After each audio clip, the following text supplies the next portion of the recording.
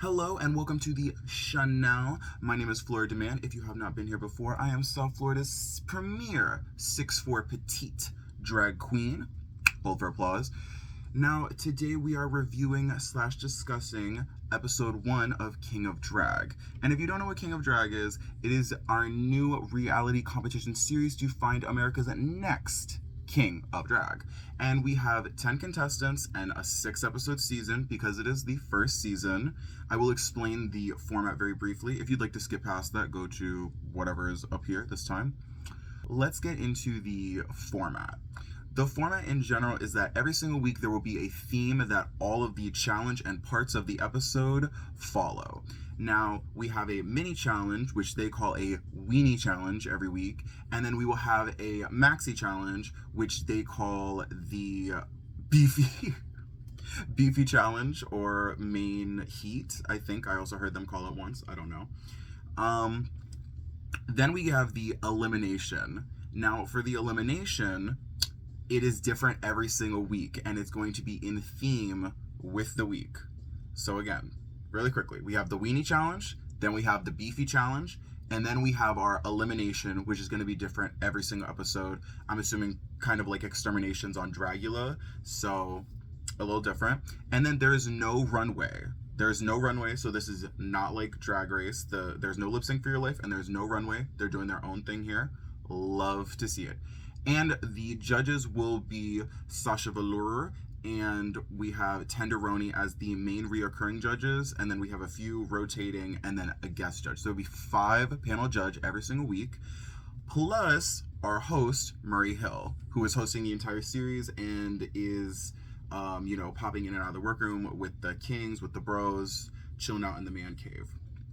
So let's get into the episode. If you just skipped to here, lovely for you. If you sat through the explanation on the format, lovely for you. So episode 1, we get a very, very big entrance. We have all of the kings running in at once. I will also say I really, really loved the song, their little intro song that they have for every episode and all the commercials. Live.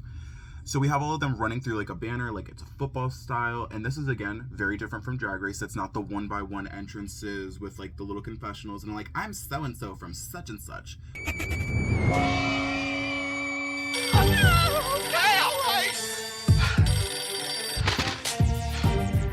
Hello, RuPaul? Yes? Yes, we've been trying to reach you regarding your car's extended warranty. All right. If you must. Oh, perfect. Well, then I just have one more question for you. Are you ready, Boot? Living for that, we can see that some of the kings already know each other. So King Perk, for instance, already has worked with at least half of the people in the room, and then a lot of the people seem to already know who King Molasses is. Then we have a Dick Von Dyke, or DVD, as a lot of the bros call him, who also knows most of the people, but not how Perk does. DVD knows them online and has been following a lot of them. So we already have that going on. And they let them kiki for a minute, they get a drink, and then they move right into the mini challenge. So the mini challenge and the theme of this week. Let's get into the theme of this week, which is sports and things around sports. So the mini challenge is a sporty photo shoot where they're doing a trading card picture, and they have to pick through a bin of stuff and, try to put together a funny look, or as King Molasses does, something that looks more fashionable. And right off the bat, love the vibes. Everyone's like, hey, I have these. Do you want this? Oh, you have that? Would you want another one of those? I have an extra one. Like, it's a little crazy when they're grabbing this stuff at first, but wholesome vibes. Love a wholesome vibe. So the photo shoot itself, hilarious, both the pictures and the process of like taking the pictures. You have Murray Hill with like a leaf blower and stuff, and they bring in 2 of the judges this week, or 2 guests, I don't remember quite exactly who they are, to pick the winners of the mini challenge. And I would say my winners of the mini challenge were King Molasses and DVD. I think they were like the hottest. Oh, well, that's kind of, they were interesting. Their outfits were put together. I liked them a lot. I think they were good. King Molasses did end up winning one of the mini challenge winner spots, and then we have a Charles Galen King winning the other mini challenge winner spot. And the reason there are too many challenge winners is because this is a team challenge this week, and they are going to be picking teams. So as soon as the winners are announced, they have the rest of the kings that aren't King Molasses, referred to as Mo or King Mo, and then Charles are picking the teams, everyone else is on the bench. So all we need to know is that, for y'all, that Big D was picked last. And Perk in the confessionals is saying that if these people were smart, they would pick me last. I can't dance. Well, sorry, Percocet, they didn't pick you last. Okay, so mini challenge is over. They pick their teams, and then we have our team captains, obviously Mo and Charles, trying to get everything together. So the gag of this is that they are given 90 minutes to write verses, record verses, and then do group choreography planning, which is not a lot of time. And they're still in their entrance outfits, which is like, I really hope they were told beforehand, like, hey, bring something you can dance in, bring something that really represents you, your drag character, you know, something that you wouldn't like mind moving around and taking pictures and all that. Because like, it's hard to be like, oh, I've already been in drag for hours, I just took these photos, like all of this, now you have to keep it on for 90 more minutes and then do the challenge all in one day. Craziness. So we see the teams working, and we get a catch of DVD, Dick Van Dyke, saying that they feel kind of like not undervalued, but just kind of like a little bit less than when it comes to like what they're doing in the groups and all of this. But yeah, let's just go ahead and move on to the performances of the episodes. Quick cut in here from Out of Drag Flora. I completely forgot to say what the challenge was. So if you didn't watch, the challenge was boy bands or like boy groups, like Backstreet Boys and NSYNC type of Y2K boy groups. So yeah, sorry. Back to In Drag Flora. Let's get into the judging criteria first before we get into the challenge performances. So we were given the judging criteria as you have to know your words and you have to do the choreography. This is the baseline, like you will be safe if you know your words and you know the choreo. That's it. So in order to actually get the win, you have to really exude the energy, you have to have some decent words and just have like almost like swagger. So the first group is Bromosexual, whose team captain is Charles Galen King. And he actually goes first. In both groups, the team captain goes first, which is very interesting. So Charles does a very safe job. He knows all of his words, but the words are very like, see me, baby. Like, it's very like talk singing, not great lyrics, but they have really good energy, really, really good charisma. And they know all the dance moves and seem to be very comfortable with the choreography. So knowing your words and knowing the choreography, yeah, they got it. I'd say that's like a 3 out of 5 on my score. If I had to do a little score chart thing, it would probably be like 3 out of 5 petals. You know, we're doing hibiscus petals. I'm a woman. So next up, possibly not in the order that they went in, let's go Alexander the King. So Alexander the King is a drag king from Texas, and I would say he did Alexander did very good this week. His lyrics were very good. They told you about him and they made a statement about trans rights. The outfit and the wig went together really well, although I'm not judging the clothes too much. And then they did this like really controlled split, which the judges were all over, and I thought that was great. In the workroom, Alexander the Great had seen Percocet practicing a split and decided, oh, I'm gonna have to throw a split in there. Let's do it. The hard part about this challenge is not judging the looks, because I can't, because it's their entrance look. They already did the photo shoot in it. They should have had a separate look for this challenge, but it was like supposed to be like a surprise type of thing. So, So Alexander the Great, overall, a standout of the team. I would probably give it a 5 out of 5. I think it was really, really good. It had a message. It told you about them. They knew all of their words impeccably. They knew all of the choreo, probably almost the best on the choreo. Next up, we're going to go over Buck Wild's performance, another Texas drag king. So Buck was kind of the inverse of Charles. Well, Charles, Charles really had all the energy and the charisma. Buck did not seem to have that same level of energy and charisma, and they weren't like mouthing the lyrics enough. So I would say it's like another safe performance, maybe 3 out of 5. I like their outfit. I love their words. Their words were really good. They had one of the best lines of the night, which was about don't claim you don't know me, son. I'm the one you got it from. Something like that. It was really good. Would definitely, give them like a safe score. Maybe low safe. We're kind of getting there. Next up, we're gonna go over Big D. Oh, Big D. So Big D was sadly picked last, and Big D killed it. Big D killed it. They should not have picked him last. He ate it up. Hold on, let me get some better lighting. Big D ate it up. He had a great character about him. I haven't really been talking about the drag characters that much because, again, this was a last-minute challenge. They didn't really have, like, time to really prepare characters other than who they are as a drag character. So Big D's drag character being this, like, Elton John, like like romantic era sleeves, like gay, effeminate, like man, like it was so good. It worked really well for the boy group challenge. And their words were really good. They ended their verse with there's no such thing as too old to drag, which I think is very true, and I love it.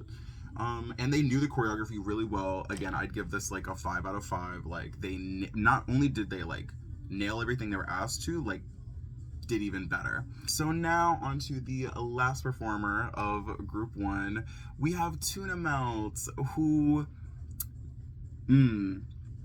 you can tell by the pause that I'm like trying to find like words to say. Tuna Melt had really good words, but the words were just too fast and they did not get enough time to practice. If they had enough time to practice, I'm sure they would have had their words down. And the bad part was also the choreo was messy, and you could see there were times where they were kind of like looking or like trying to catch up with other people. So there's that. And then their energy when they were delivering their words wasn't like, because again, you like when you don't know the words like off like just so well, it's really hard to deliver them super confidently, and they were just a little bit off on the lip sync. Like it wasn't as bad as I thought the first time. When I watched it a second or a third time, I was like, this actually, they knew most of the words. Like it was just some of them they were slipping on. So sorry to say, I would probably give Tuna Melt a 1 out of 5 on this team. So on Bromosexual, we have 2 standout stars. We have 2 people that are like low safe, and then we have 1 person who I'd put in the bottom. Our next group is the Blue Ballers, led by King Molasses. And King Molasses goes first, just like Charles did in his group. Both captains go first. And King Molasses hits it out of the park. His verse is so good. It references the other kings in his group, and has like funny lines, like how, spelling molasses with the word ass, like having asses in there. Really good. He had great swagger and like vibes and whatnot, and he definitely knew the dance moves. My only critique of King Molasses would be I wanted him to lower the shades so I could see his eyes or something, because he has the hat on, then he has the shades on, then he has his look from his entrance, and all of it's kind of like swallowing him. So like I needed to either be able to make eye contact with him or really like see his body and his dance moves a little better. But I would say he absolutely killed it. 5 out of 10. Slayed. Yeah, no words. So next up, we have Pressure K. Pressure K was the only person this episode who had a reveal. He had like another jersey or shirt on top of his shirt and like ripped it off and threw it. And he did pretty good. I liked his words. He seemed to know them pretty like just well enough to get by. And he knew the dance moves. He had great swagger. And out of everyone, he's probably the best dressed to be doing a boy group or a boy band challenge, because he was wearing like a 90s like street style rapper sort of look.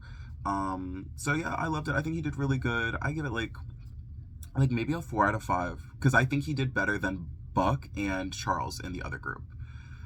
So next up, we're gonna move on to Percocet, King Percocet. And Perk did actually not bad this episode. I don't think he did that bad. He had a little bit of messiness with his split. I think the real challenge for Percocets was that he chose a character, like his character was that he did not know how to dance. Like is what it was giving. It's like, oh, I'm the not dancer of the group. I'm the quirky one that like can't really dance and you know whatnot. And I think that's made it confusing as to whether he actually knew the dance moves or not, but he knew all his words really well. His words had a meaning to them. And he did a split, so I can't be mad about that. I give that at least a 3 out of 5. At least a 3 out of 5, Devo, for sure. Next up, we're going to go over Henlo Bullfrog. Miss Bullfrog, if you asked her. And Henlo did not do great. Their words talked about them, and they knew their words, but that's pretty much where it ended. They also mostly knew the choreo. It was just the energy was not there, and at one point, I didn't think they knew the words. I really, I'm like, did they not know the words either? They did know the words, it's just they didn't mouth it big enough, and they didn't have the energy enough to be, like, in a boy band. Like, they didn't even need to be swagger, it just needed to be, like, bigger energy. So, I would also put them in the bottom this episode. Last up on Team Blue Ballers, we have DVD, Dick Van Dyke, who does pretty good. I'd give this, let me jump into the score. Dick does really good, ends their verse with talking about knowing that you like Dick because they can see it on your face. And they definitely knew the dance moves really well. When the group was dancing together, they did really, really good. They knew all of their words impeccably. So I would give them probably a 5 out of 5 as well. So I have 4 people that I'm like 5 out of 5, and then I got 2 people that are like 1 out of 5. Oh yeah, for Henlo, I'd give it a 1 or 2 out of 5. Henlo, you get a 2 out of 5. So, tallying up the scores, mine personally and what the judges on the episode totaled, I agree with the bottom 2. So, the bottom 2 of this episode was Henlo and Tuna Melt. And that's definitely fair. The low placement this episode was Percocets, which the low placement's debatable. There are multiple people that could have been the low placement. But the bottom 2 is accurate. And then our winner for this week is King Molasses, who absolutely hit it out of the park. I mean, I only had the tiniest of critiques for them. And then in the top, we have Big D, and we also have Alexander the Great. And I think if King Mo hadn't won, I kind of would want Big D to win, because Big D was chosen last. And to be chosen last and then get the win is like, ooh. But there was no rigor mortis. I think King Mo won. King Molasses won. And he also won the mini challenge, so it's just like a really good like full story arc of the episode that he won both and he killed it. And he also had the better team. I think his team did better overall. Like based off of my scoring system, I think his team did better. I think truly, except for Henlo. So the bottom 2 for this week have to enter our final thrust, our elimination challenge, which is going to be different every single week. And this week it is an Olympic sport that does correlate with sports and dancing, which is breakdancing. Hilariously based off of the kangaroo girl. I don't remember her name. Who cares anymore? And they essentially have to do a funny breakdancing routine. They don't have to be good at dancing. You don't have to be good at breakdancing. You just have to be funny and have energy. And I would say it was pretty close for me and for the judges. The judges voted like 3-2 on who won. And I would say I agree with them. Henlo deserved to stay. Tuna Melt sadly had to sashay away. They don't really have a phrase for it. They just call it like the send-off. They do like a big thing at the end with rose petals and like a knighting thing. So it's a very different vibe than we get with Drag Race, which is very either like, you'll see me at All Stars, or it's like, so yes, that is episode 1. I would say on the rigor scale, we're maybe at like a 2, a 3, maybe like there's teeny tiny, rigor mortises, but nothing crazy. Now, I am filming this after episodes 2 and 3 have already come out, and that's why I'm putting a rigor scale at the end. So, until we meet again, which will probably be in 5 minutes when I film the next review for episode 2. Always and forever, Flora Edwards. But that is all for this episode of King of Drag. I will see you in my next episode. You can probably find it like up here or somewhere around here, but that's all. Bye! Ain't no party like a cha-cha party, cause a cha-cha party go